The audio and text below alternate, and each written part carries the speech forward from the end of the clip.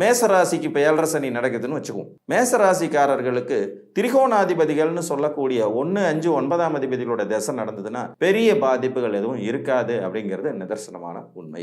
இதுல லக்ன சுபர்களான இந்த 3 பேர்ல யார் ஒருவர் இயற்கையிலே சுபரா வந்துடுறாரோ அந்த தசை நடப்புல இருந்துச்சுன்னா உங்களால ஈஸியா அந்த 7.5 சனி எல்லாம் மேனேஜ் பண்ணி கடந்து சென்று விட முடியும்.